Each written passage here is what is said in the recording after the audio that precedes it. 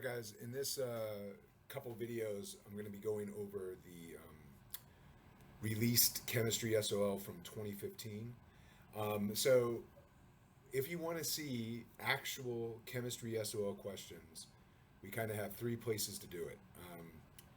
We have the practice items. There's 27 of them in the practice test that's through TestNav. So hopefully you've either watched that video or you've gone through TestNav and gone through those problems. That's 27 things, 27 different questions to kind of get an idea of what they ask on the SOL. We also have this release test. They released this in 2015. And so these 50 problems that I'm about to go over, and it might not be done in just this video. There'll be probably a part one, a part two, and a part three or so. But those 50 questions that we cover in that series of videos are another 50 questions that were actual SOL questions for chemistry. Okay. And the other place you can go to see a lot of different chemistry SOL questions is go to the JLab site and do chemistry JLabs.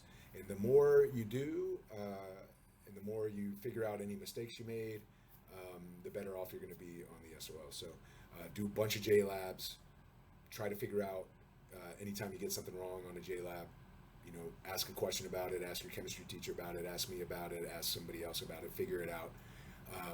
And then understand how it looks online, how the test looks online.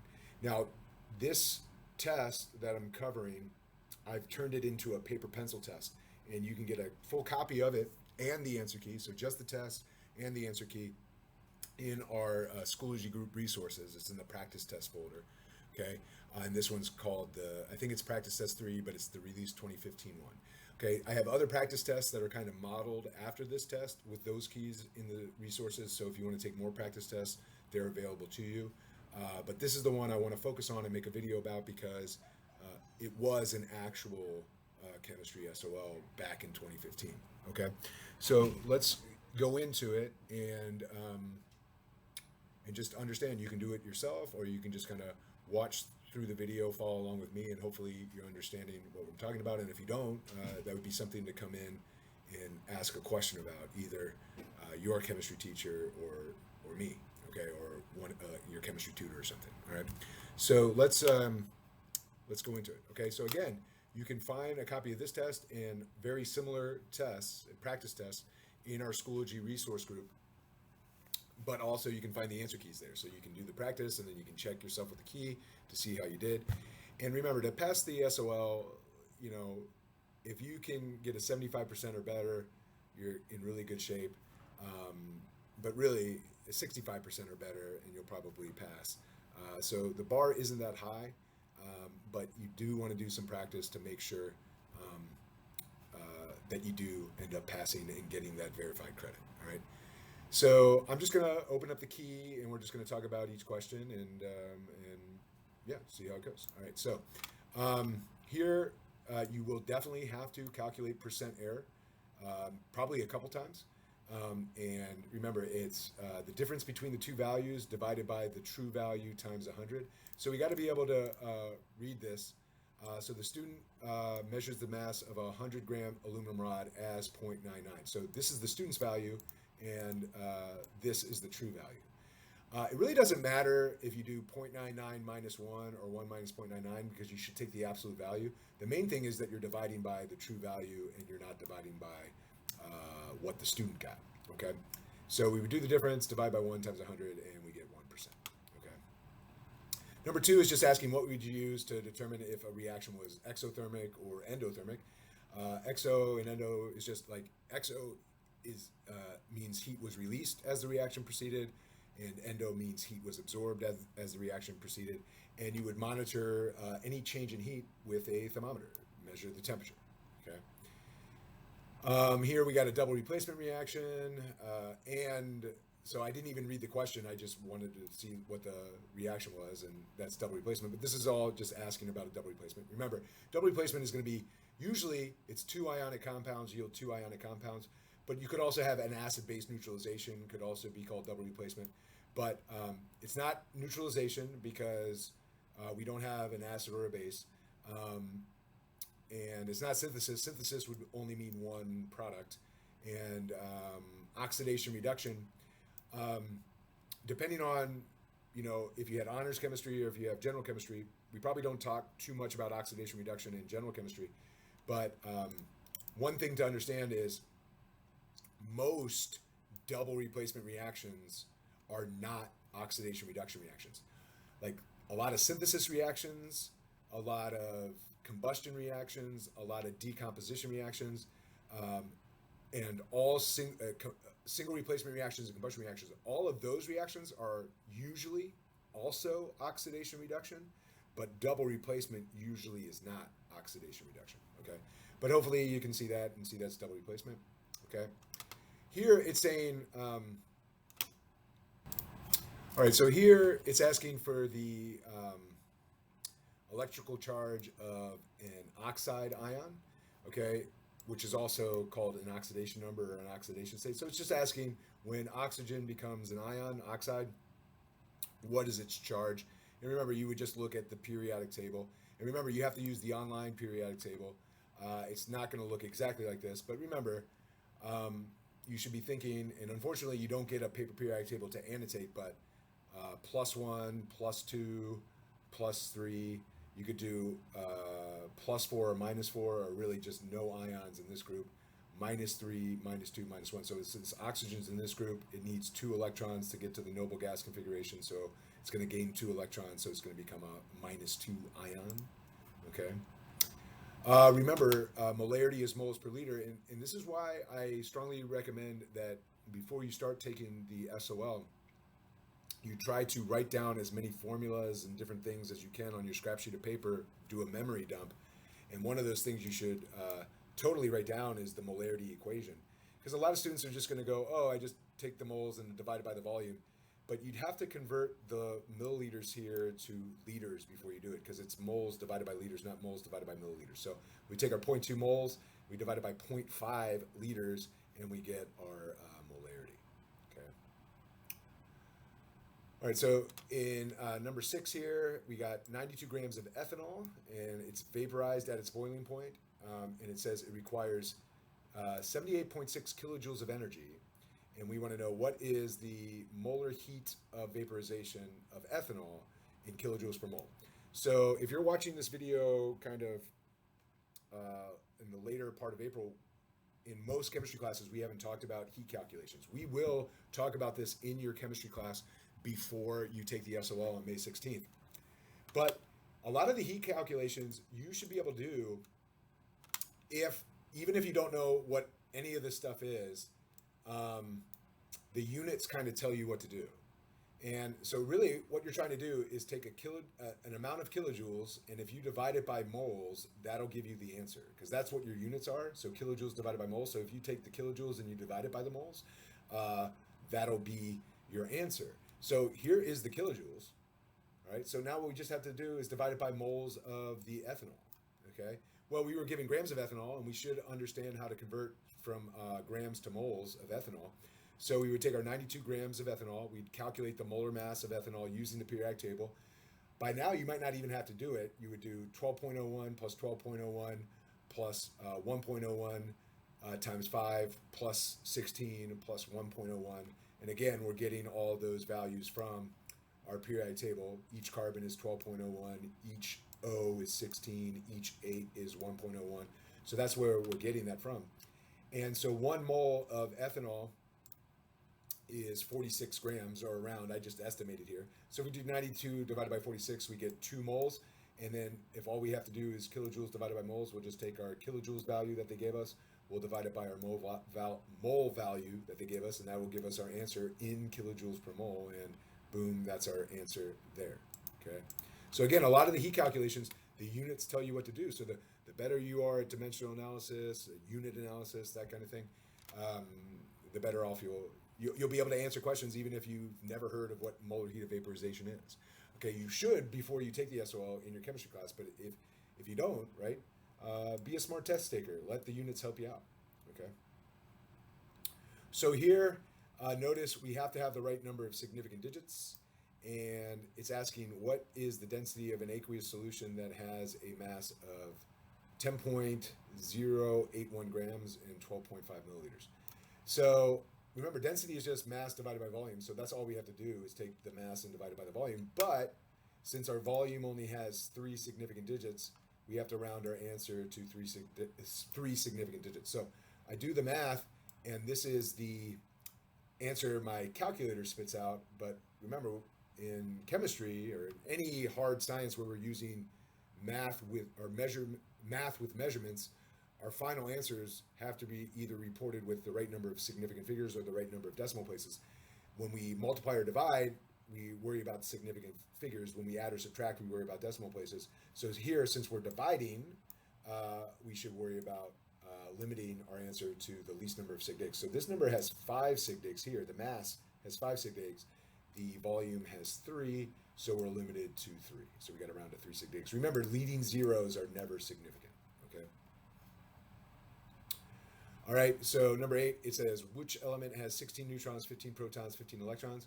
When you're identifying an element, all you care about is the number of protons. Remember, that's the atomic number. So 15 protons means atomic number 15. We'd find atomic number 15 on our periodic table. It's phosphorus in this case, so we know it's phosphorus. And so the answer is B. Okay.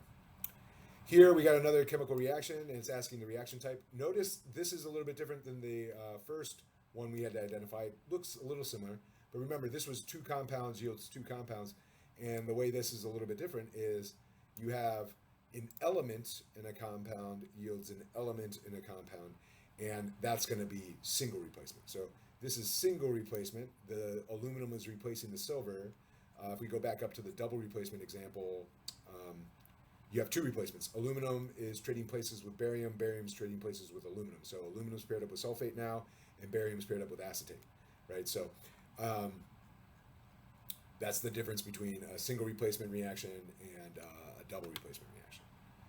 All right, so in number 10, in the formula of barium chloride, barium is written first because, so remember, it's always cation, then anion, and cations are positive, anions are negative.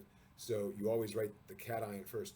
It's really about electronegativity. Usually when you write a formula, it's about you put the lower electronegative element first, followed by the second most electronegative element, or the second one, or the most electronegative element. So the least electronegative element followed by the most electronegative element in the compound. And remember, electronegativity increases going this way.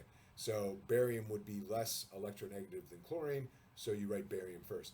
But for ionic compounds, really, it's always metal then non-metal, positive ion then negative ion, that kind of thing. All right. Which of these laboratory techniques is best to separate solid from liquid to recover the liquid? You could vaporize the liquid if you wanted to recover the solid, but if you want to recover the liquid, it's going to be just filtration. Okay.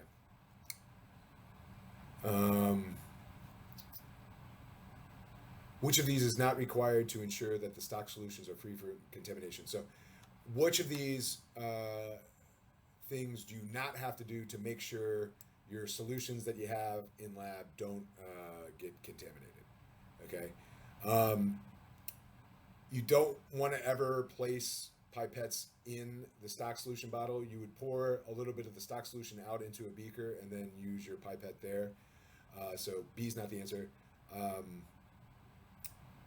You never, if you pour some stock solution out and you don't end up using it, you really don't want to pour it back in if you have any left. So you really want to kind of know how much you're going to need and estimate that, so you don't have that much left over, so you're not tempted to pour it back in.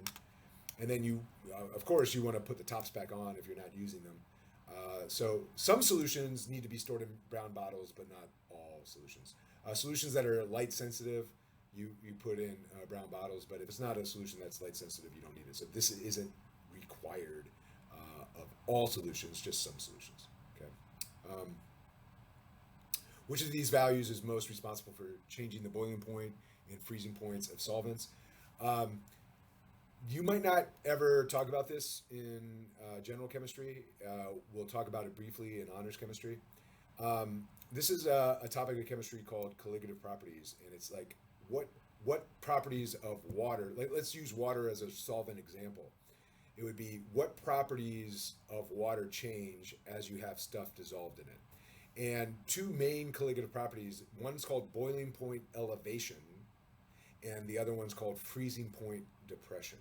Okay, which means is the more stuff you have dissolved in water, the higher the boiling point. Hence the name boiling point elevation. The boiling point increases, and the lower the freezing point. It's why we spread salt on the sidewalks when it snows or when it's going to ice, because we're lowering the freezing point of the water so that the water doesn't freeze, it stays liquid water. Okay, and the how far the freezing point decreases versus how far the boiling point increases is based on how many ions or how many particles you have dissolved in the solution. Okay. All right, number 4, what is the name of this compound? So NH4NO3. So this is why it's strongly recommended that you memorize and maybe write down on your formula sheet the names of the polyatomic ions. There's 7 of them that you need to know that you won't be given on the SOL. And remember, NH4 is a polyatomic cation, NO3 is a polyatomic anion. This is an ionic compound. So remember, when you name an ionic compound, all you have to do is name this ion, then name that ion. And so you need to know that NH4 is called ammonium and NO3 is called nitrate. So it would just be ammonium nitrate. Okay. Here it says calculate the number of moles of lithium phosphate in a 2.2 liter solution that's 0.6 moles per liter, capital M. Remember, capital M means molarity, and molarity is moles per liter. So just remember, I try to make my students memorize this. Liters times molarity equals moles. Liters times molarity equals moles. Liters times molarity equals moles. Liters times molarity equals moles. Notice I didn't say milliliters. So we don't have to worry about this. It's just, hey, how do you take this volume in this molarity and make it just moles of the solute, which is lithium phosphate? It's just liters times molarity equals moles. So here's how it works in dimensional analysis. Remember, capital M really means 0.6 moles of this thing for 1 liter of solution. So this right here is just an interpretation of this measurement. And if you take your liters and you multiply it by molarity, notice how liters cancel out and you're left with moles. So it's just dimensional analysis. Because our volume only had 2 sig digs and our molarity only had 2 sig digs, we really should round our final answer to 2 sig digs. So when we do our math, we get 1.32, and we should type 1.3 in the box. I think when this was the version of this test that's online, they only allowed you to put 3 things in here, so 1.3. They wouldn't have allowed you to type in anything else. So not really anything to worry about there, but liters times molarity equals moles.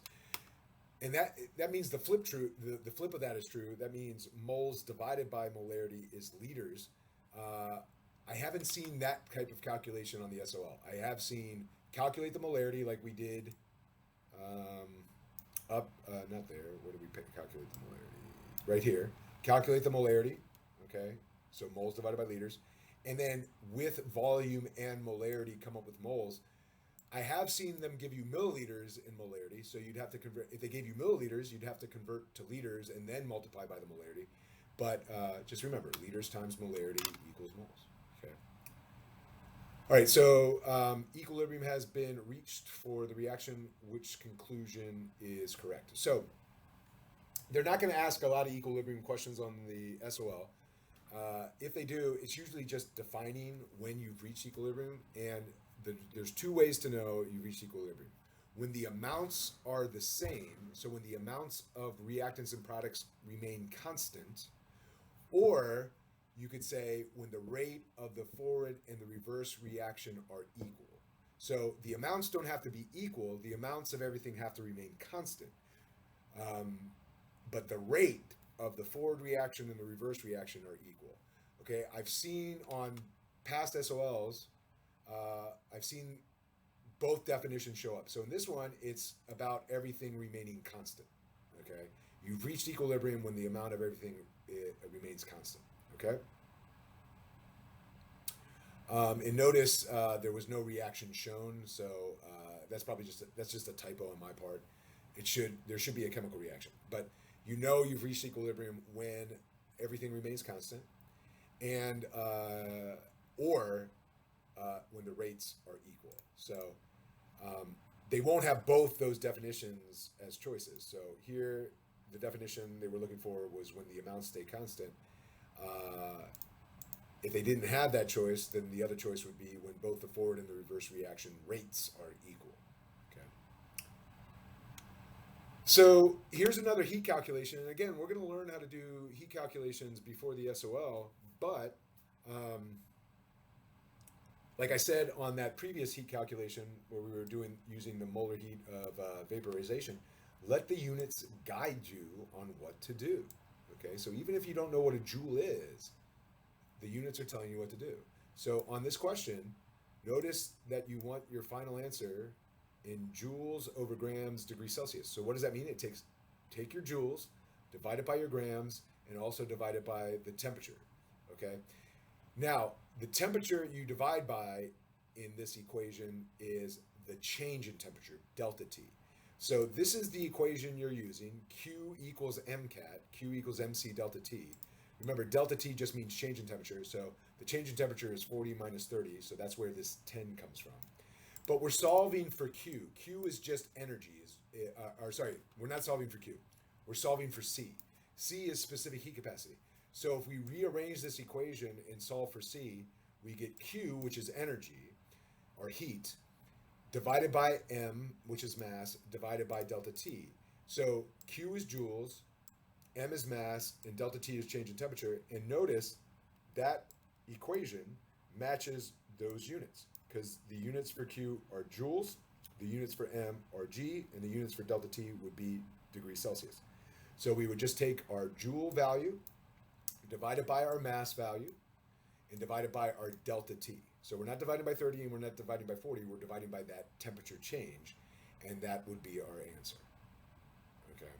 So again, being a smart test taker, taking our time because we know SOLs aren't timed,